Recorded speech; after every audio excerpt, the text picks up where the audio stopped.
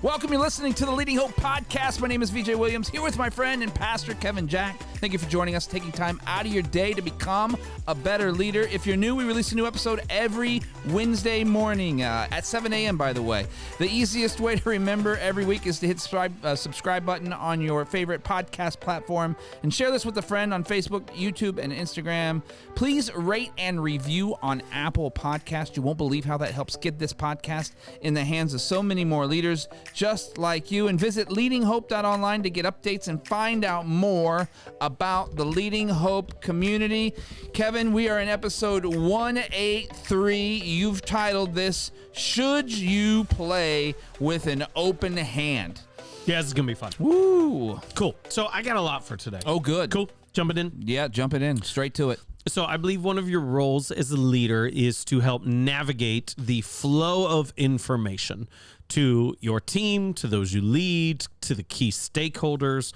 I believe one of the most important roles in leadership is always the issue of communication. And so that comes in the idea of strategically choosing what is known and what isn't. Those are important decisions that a leader cannot delegate. And so as we look at it, we say, hey, this communication, this information, what do you do with it? How do you go about it? I have specifically, and I've said this many, many times, is to say, hey, my posture as a leader is just to say, I play with an open hand. I'll let you know everything I'm thinking. I'll let you know almost everything I'm deciding. I'll give you the entire playbook.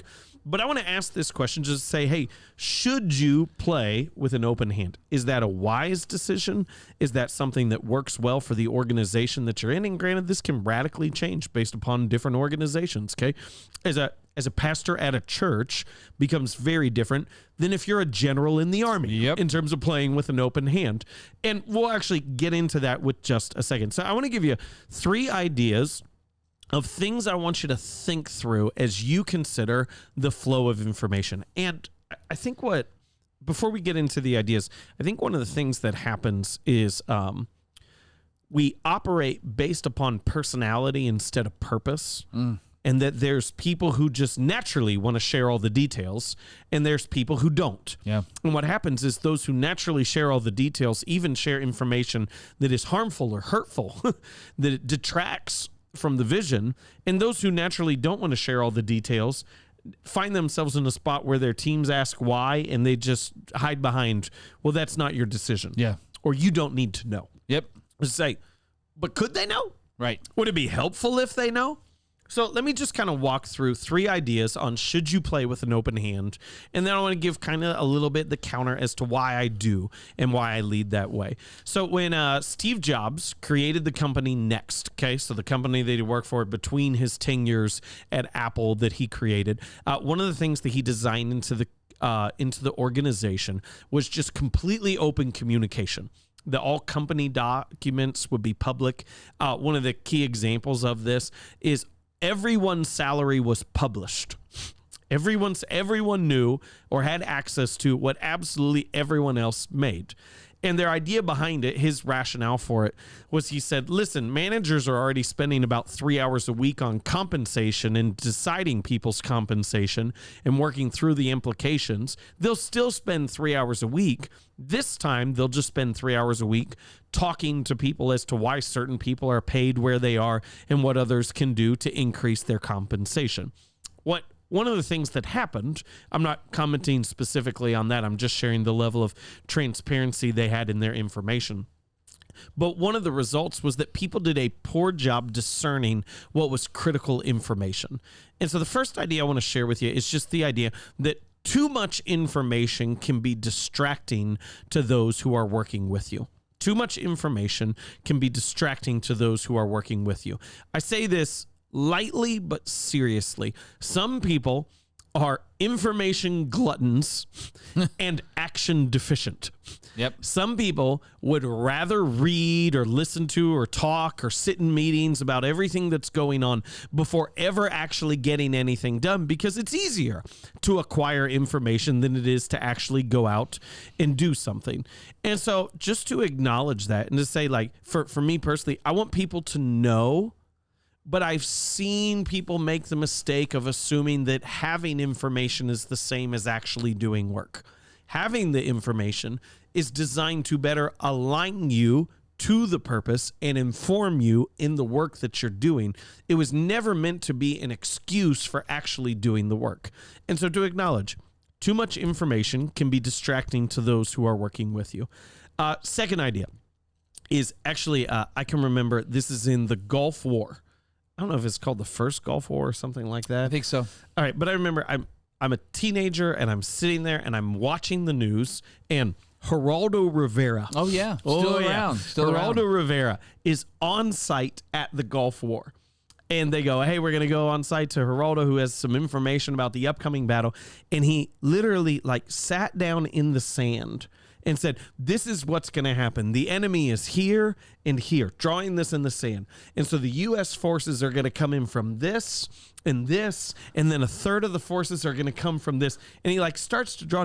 And as he's doing that, I don't know what their rank was, but a soldier walks over and basically kicked the sand and stood him up and walked him out of the camera shot. Oh, that's hilarious. And to say, he was right there. It was just so astonishing, because I remember I'm sitting there and I'm thinking, it feels like he's broadcasting on national TV what we're about to do. Yeah. Which the soldier obviously picked up on. You are sharing any enemy who's watching whatever it was. I don't want to blame a network because I don't know which one. Right. But any enemy who's watching this network at the time now knows exactly where the battle is coming from. Yep, couple phone calls. As I would say, you do want your people to know what you're trying to do, but you don't want your opponent to know what you're trying to do. Equivalent to that, just another example for fun. What's the guy, Beverly? Patrick Beverly? Yeah, he goes into the other team's huddle and tries to hear they catch him all the time. He's always going into the other team's huddle and trying to listen to the play that they're carving out. It's funny. So, second idea here is that too much information can be used against your vision by your enemies. When you have vision, not everyone will agree with it. Or just to put it more simply, if you have goals, not everyone will agree with the goal. And as soon as you tell them your game plan, your strategy, your battle plan to accomplish the goals, to see the vision enacted, now people know how to work against it. Yeah. As soon as you say, this is what we're going to do, and this is how we're going to do it, people can go, I can thwart that. Yep. I can ensure that doesn't happen. And so, second idea, too much information can be used against you by your opponents or by your enemies. Third idea is more personal, and that is when we were leaving the church that we planted, so the first church that I pastored, is I felt an obligation to the group that started the church with me to share all that information and what was going on. Many of them were not in actual official positions of leadership at the time, but I felt like I owed that to them. Some of them, we can run into the psychology of this at another point in time, why this happens, but some of them were really upset and mad at me because they felt like I was abandoning them. The church was in a good spot. The church was in a healthy place. It has continued growing in incredible ways, but they felt like I was walking out on them personally instead of answering a call that God had. Yep. And so what happened was they used that information against me. As soon as I made that known to them, they used it to hurt other relationships. They told people who should have been told by me. They told people things that weren't actually true because they had the information first. And so they could get out a narrative of what, and I don't mean, when I say it like that, I run the risk of making it sound like there was a lot of people and it was a big deal. It wasn't. No. There's a couple people and it really hurt. Right. That's it. Just a couple people. Right. And it really hurt. Yeah. And so I would just say the second idea was too much information can be used against your vision. The third idea is too much information can be used against you. Right. And part of that is wisdom. Too much self-disclosure is a bad thing. Total transparency is often too much. Like people say, we want to be completely transparent. Do you share every thought that comes in your head? Yeah. I probably share a few too many thoughts that come in my head, but I'm not sharing every single thought that comes in my head.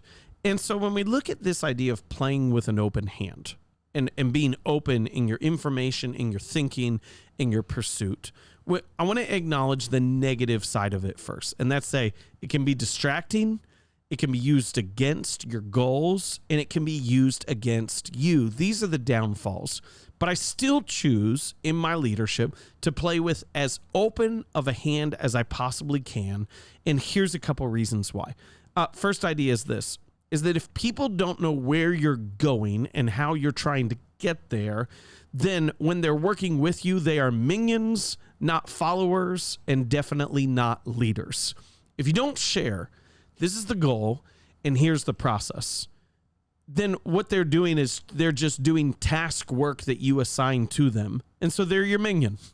They're not even a follower in that category. And you're definitely not developing leaders. And so if you want to actually develop leaders, you need to open them up to your thinking and your way of going about stuff. So I know I cannot develop leaders if I don't teach them how I'm thinking. Yeah. And I cannot tap into their talent if I don't give them a portion of the map that I'm using in order to get to the destination that we're trying to go to. That's good. And so I want everyone to know, yes, there are downfalls to playing with an open hand. And this changes based upon the arena you lead in. If you're an army general, don't play with an open hand. Okay, can I acknowledge that? I don't want you to play with an open hand. But to strategically think through, what is the information that you're sharing? How open are you about process, about information, about decisions, about your current thinking? Should not be matters of personality. They should be matters of purpose. And you should thoughtfully think through, how open should I be? How closed should I be? What are the risks to being open? And what are the risks to being closed? Man, a lot to break down here today. A lot. You go back to the statement that you with a keep your cards next to you mentality, or the opposite of what you're saying, a closed environment, keep it to your close to your chest environment. Yeah. You might be able to develop someone, but you'll never be able to develop developers. Yeah. Like people who actually develop other people. Absolutely. Because they don't know how to interact with those environments. I keep looking at all these, like, over the last, well, it's been longer than that, but I don't have any anecdotal evidence, but all these giant corporations, the more and more these corporations are exploding, right? The more information that the people know on the ground know about their organization. They're not trying to make them guess, this is what we're doing today. Why is this exploding growth happening? Is it because they keep everything close to their chest and people are on the edge of their seats every day wondering if they're going to have a job? Yep. Because that's not it. People aren't motivated by that. Yep. I worked in a corporate environment for many years where every April you're getting either a bonus or canned. Like, right? Or the beginning of the new year, around that time, right? Like, you're either you're going to make some more money, or you're going to be looking for a place to go find a plate of food. Yep. Right? Like, that's kind of what it was. And I say that to say that environment, when I was there, it grew because of the nature of the business, but it was not explosion growth. Yeah. It was not the kind of growth that you see from these other companies that feel. And here's my question, I guess, where I'm getting to is for those, for those who keep everything closed, the opposite of what you're saying in this, what can they expect to happen? What's something that, Oh, that's fascinating. It's the opposite of what you're saying here, but I think all these things that you put in here, hey, you might have this happen, someone might use it against you, distracting to others, but what if you don't? So we would say it as withholding information is a power move. Yeah. And power moves incite fear. Right. And you could get into like history of like leadership philosophy, going all the way back to Machiavelli and stuff like that. And fear is powerful. Oh, like that's the reality is like fear can get some stuff done. Oh man, there's no doubt about that. A couple years ago. But the other point in time is that fear will also exhaust your people. Fear will wear out your culture, and fear will sap the joy out from everyone you lead. Yeah. And so I think what we realize is that in enclosed organizations, I didn't mean closed-minded. Right. In organizations that hold their cards close to their chest and don't let any information out, right, the vast majority of people operate in self-protective mode out of what is best for them, not for the organization. Right. And they may by default, out of that fear, accomplish significant things, but the joy will be lost out of it. Yeah. What is it in your estimation that is something that you typically don't release information about in your current position? I want to be cautious of things that would be distracting. Yeah. I want to be cautious of to say like, hey, I'm not going to release negative information that is going to completely derail us. Yeah. That is hypothetical. Yeah. Does that make sense? Yeah, no, for sure. Like not every issue, some of the issues that hit my desk can be diverted or can be resolved before they impact the team. Yeah. Some of them can't, and I don't always know which ones. And so I'm not telling them every issue that I am dealing with. Yeah. Because I don't want them to be focused on them. I would say this about you. One of the good things that you do that's really great is that if it is even something that comes across your desk that would be distracting, that you would actually, not always, but sometimes actually use that as an example, and you make it public, but you show it as a way to develop against that strategy, like to make sure that, so you do that well, like even though you and you've prefaced it, I don't really want you to know this information, but it's a teaching moment. And if I don't give you the information, you can't learn. Yep. And so you do that really well, even though you probably in the moment, like, I don't really want people to know this, but you, like you said, you're more open to those conversations. What are your last thoughts here? What are some application questions that can help us move forward? Yeah, application questions for people today. Okay, so just 3 simple questions for you to think through to help you guide you in this process. First one, are you more open or closed with information? Like I want you to, before you think through purpose, I want you to understand personality. And here's just like an easy way of figuring that out. Do you like to tell stories of what's going on? Or does it annoy you? And someone goes, tell me about your day. Are you like, blah, blah, blah, blah, blah, blah, blah, all these things? Or are you like, this is fine. Nothing new. That helps you understand, is your default personality more open or closed? So are you more open or closed with information? Second question, what level of transparency is needed for you to develop leaders? And I don't just mean like a one-on-one mentoring relationship. I mean for your team as a whole. What level of transparency is needed for you to develop leaders? And then here's the third piece, and this is just important to think through. What is the risk in releasing more information? To actually think through and not just well, they don't need to know, or it's above their pay grade, or I don't know why they're asking, or this is my decision, just to be able to go like, hey, sharing more information may come with a risk. What is the actual risk? And is that greater? Am I willing to risk that in order for the reward? Be more open with my team. They don't live in fear. I'm able to better develop leaders to actually walk through. So are you more open or closed? What level of transparency is needed to develop leaders? And what is your risk in having that level of transparency? That last question is very, very telling, man. That's a good one, because I've been in lots of places and lots of rooms where the risk of giving more information means you have to do more work. Oh, yeah. Oh, that's a great point. That's great. I didn't think through that at all. Do you know what I mean? It's like, hey, guess what? Because you gave this information, now we have to do more work to get where we're going, and people don't want to give that information because it costs them something. Yep. Good. 183. Should you play with an open hand? Thank you for joining us and hanging out with us today. If you're new to the podcast, haven't yet subscribed, to mean the world to us if you did that now. Also, post about it, rate, and review, or both. You won't believe how that helps get this podcast in the hands so many more leaders just like you. We love hearing your stories of how the podcast is working in your life and business. If you have a story, visit leadinghope.online or DM us and send it to us. We would love to hear from you. And remember, everyone has 20 minutes to learn to become a better leader. Make it count. Yeah. Woo!